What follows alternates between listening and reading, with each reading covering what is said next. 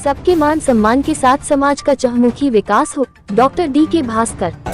दलीय को देखा बार बार, निर्दलीय आएंगे इस बार के स्लोगन के साथ मैदान में उतरे डॉक्टर भास्कर। आप देख रहे हैं दार्शनिक भारत लाइव। शुभम कुमार सिंह की खास रिपोर्ट। पटना साहिब लोकसभा क्षेत्र से सबके प्रति समानता एवं विकास का भाव रखने वाले निर्दलीय सांसद उम्मीदवार संत डॉक्टर धर्मवीर कुमार भास्कर ने पटना के साई बैंक्वेट हॉल में प्रेस कॉन्फ्रेंस कर बताया कि वर्तमान समय में जनप्रतिनिधियों की कुटिलता और जनता की समस्याओं ने चुनाव लड़ने पर विवश किया है। आगे कहा कि आवश्यकता ही विकास की जननी है, बहुदलीय पर भारी पड़ेगी निर्दलीय।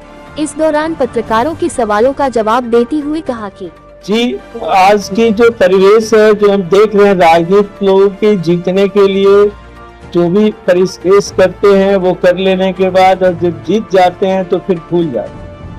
कहते हैं कि मैं सेवक बन के रहूंगा, सेवा करूंगा, लेकिन कथनी और करनी दोनों तो एकदम विपरीत दिशा में हो जाती है। इन्हीं परिस्थितियों को मैं लगातार जब से मैं होश संभाला मैं देखता आ रहा हूँ और मुझे लगा कि मैं एक रोड मैप दूं, एक ऐसा इतिहास दूं, एक ऐसी रास्ता दूं जो हमारे राजनीति के लोग भी सीखें और इसका लाभ हमारे क्षेत्र की जनता को मिले। जनता का कितना समर्थन मिल रहा है? जनता में समर्थन तो कहने की बात नहीं है, समर्थन के अनुरूप ही आदमी कहीं भी कोई कार्य को शुरू करता है और यह तो समय बताएगा कि समर्थन हर एक पार्टी का मेरे साथ है, हर एक वर्ण का है, हर एक धर्म का है, हर एक समुदाय का जो है समर्थन अपने साथ है। चुनाव लगा मुद्दा क्या होगा? मेन मुद्दा विकास है। पटना के क्षेत्र, हमारे जो क्षेत्रवासी के प्रत्येक व्यक्ति से लेके और क्षेत्र की जितनी समस्याएं हैं उसका पूर्ण समाधान ही हमारा विशेष मुद्दा है। पटना साहिब से इस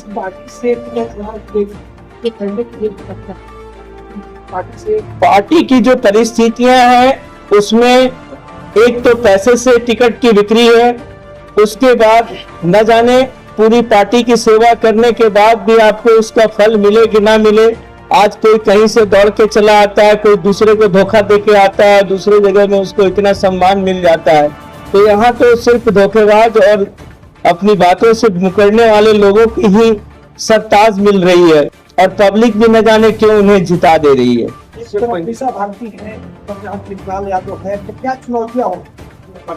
हमारा पटना साहिब क्षेत्र है, रविशंकर बाबू है जी, शंकर प्रसाद है। तो चुनावी मैदान में मुकाबला कैसे कीजिएगा? अब बड़ी पार्टियों का मुकाबला तो हमें जनता के बल पे करना है। जनता के निर्णायक है, जनता ही मेरी मालिक है और जनता की जी तो वो अपनी जगह पे है, उनकी अपनी छवि और कर्म होगी, मेरा अपना छवि और कर्म है। मैं अपनी छवि और कर्म के अनुसार इस मैदान में आया हूँ। इंडिपेंडेंट खड़ा होने की किसी पार्टी से?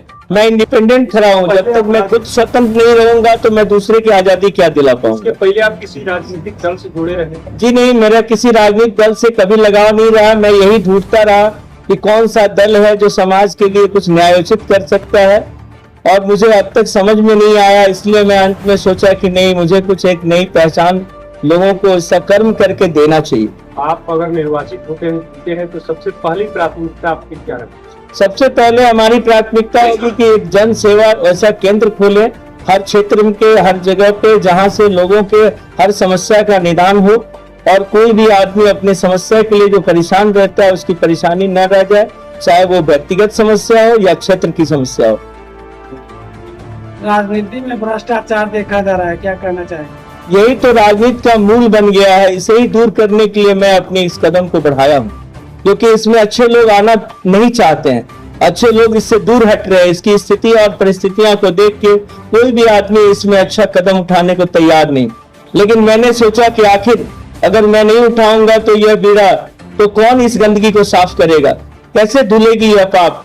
कैसे हम इससे निजात पाएंगे? कैसे हमारी जनता को आज विकास का जो है मुद्दा जो सही में वास्तविक उनके द्वार तक जाएगा, यह कौन लेके जाएगा? आप कबीरपंथी संत होने के साथ साथ चिकित्सक भी हैं। जी। आपको ये राजनीतिक क्षेत्र में ख्याल कहाँ से है?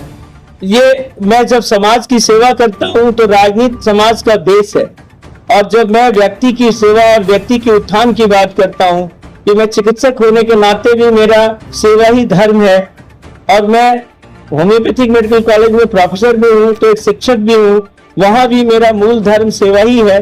और इन दोनों के साथ साथ मैं एक संत स्वरूप में भी रहा हूँ। अपने गुरु श्री कबीर साहब के सन्मार्गों पर मैं चलने की प्रयास अपने जीवन में करता हूँ, और इन्हीं विचारों के साथ मैं समाज की सेवा के लिए इस राजनीति में कदम उठाया हूँ। मैं उनकी जो विचारधारा है कि जीवन में कथनी और करनी एक समान अगर नहीं है तो वह जीवन अधूरा है, मैं इसी अधूरे जीवन को संसार को एक सही रास्ता देकर और सच्चा जीवन में परिवर्तित कर कथनी करनी को एक करने के लिए आया हूँ।